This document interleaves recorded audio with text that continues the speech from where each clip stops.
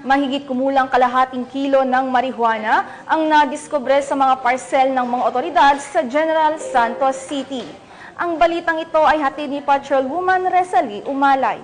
May na-recover na mahigit kumulang 500 gramo ng hinihinalang pinatuyong dahon ng marijuana ang mga tauhan ng Police Station 3, General Santos City Police Office, matapos itong voluntaryong isuko ng mga empleyado ng naturang branch sa Lagaw noong Oktubre taong kasalukuyan, ganap na alas 6 ng gabi. Ayon sa ulat, sina Mr. Reg, Supervisor, at Mr. Lim, admin staff ng naturang branch, ay nagtungo sa impila ng pulisya upang isuko ang dalawang parcel ng hinihinalang naglalaman ng ipinagbabawal na gamot. Batay sa kanilang salaysay, isang alias siya, residente ng Barangay Labangal, General Santos City, ang nagpadala ng parcel na idineklarang motor accessories. Gayunpaman, napansin ng mga empleyado ang malakas na amoy na naghalim tulad ng tabako, dahilan upang isuko ito sa pulisya. Natuklasang naglalaman ang mga parcel ng hinihinalang marijuana leaves na may timbang na tinatayang 500 gramo.